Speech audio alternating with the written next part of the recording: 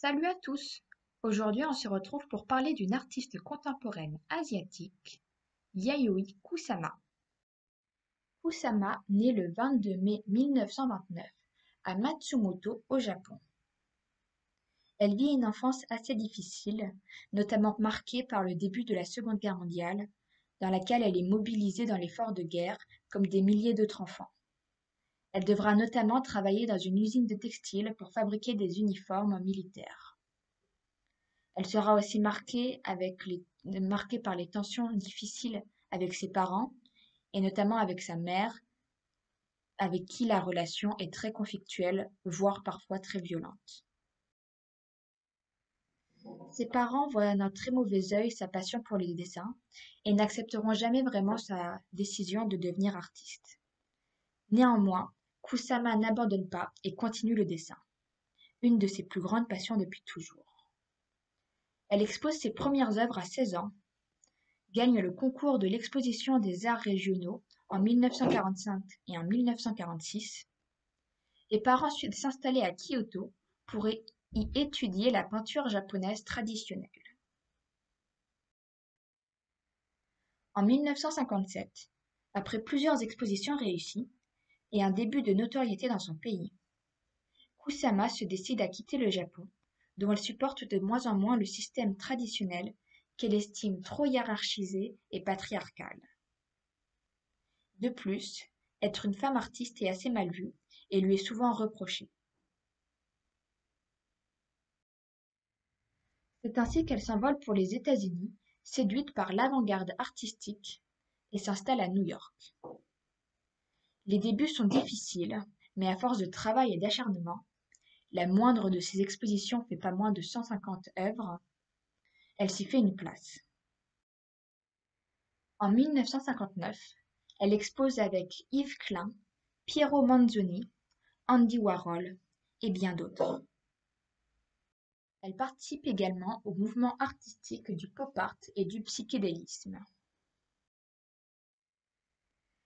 Dans les années 60, elle commence à s'intéresser à l'autoreprésentation des artistes. Dès lors, cela devient un élément majeur de sa pensée artistique.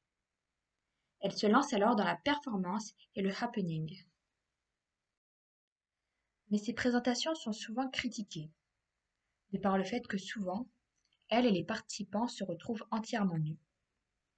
De plus, elle n'hésite pas à critiquer ouvertement et directement la politique. En 1966, elle participe à une exposition italienne à Venise sans y avoir été invitée. Elle déverse dans les canaux 1500 boules miroitantes et appelle l'œuvre Narcissus Garden. Cet événement la rendit internationalement célèbre. Bon, si vous avez bien suivi jusque-là, vous aurez remarqué qu'un élément revient souvent dans les œuvres de Kusama, les poids. Que ce soit sur les murs, ses sculptures, sur elle ou sur les autres, sur des voitures et même sur des animaux, on en retrouve partout. Mais cette passion a une origine un peu moins sympathique. En effet, ces derniers lui viennent d'hallucinations visuelles dont elle est victime depuis son enfance. Elle raconte dans son livre autobiographique leur origine. Un jour, après avoir vu sur la table la nappe au motif de fleurettes rouges, j'ai porté mon regard vers le plafond. Là, partout, la surface de la vitre, comme sur celle de la poutre, s'étendaient les formes des fleurettes rouges. Toute la pièce, tout mon corps, tout l'univers en était plein. Le dessin est ainsi devenu un échappatoire à ces visions angoissantes. Elle crée, à partir de cette maladie, des centaines, voire des milliers d'exemplaires, et répète à l'infini ce motif de poids, dans l'espoir d'un jour se débarrasser de cette vision assez angoissante. Son style est ainsi facilement reconnaissable. On retrouve tout d'abord ces fameux poids qui en fait représentent l'égalité entre les hommes. Chaque poids représente un homme et chaque poids et donc chaque homme est différent mais également égal à l'autre. On retrouve aussi les fleurs qui représentent la nature et nous rappellent que sans elles on n'est rien, ainsi que plein d'autres éléments fantaisistes qui nous rappellent son univers. Les couleurs vives, enfin, inspirées du pop art et qui rappellent la psychédélie et les hallucinations dont elle souffre, font aussi partie de son style. Elle aime d'ailleurs beaucoup créer des installations où elle tapisse des murs entiers de motifs aux couleurs vives, comme si elle voulait nous faire comprendre la façon dont elle voyait le monde. Aujourd'hui, celle qu'on appelle la dame aux petits pois vit dans son pays d'origine.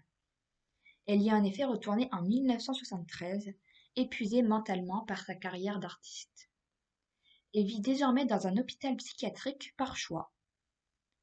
Elle y a d'ailleurs installé son studio. Ses œuvres continuent d'être exposées tout autour du monde, et notamment en Europe, où on la découvre réellement enfin dans les années 2000. Plusieurs grands musées réalisent alors des rétrospectives de son parcours. Et un musée, le Yayoi Kusama Museum, a été ouvert à Tokyo en 2017. À 91 ans, la femme aux cheveux orange continue encore et toujours de créer. Aussi bien dans la peinture, la sculpture, la performance, l'écriture, les installations, le design et la mode.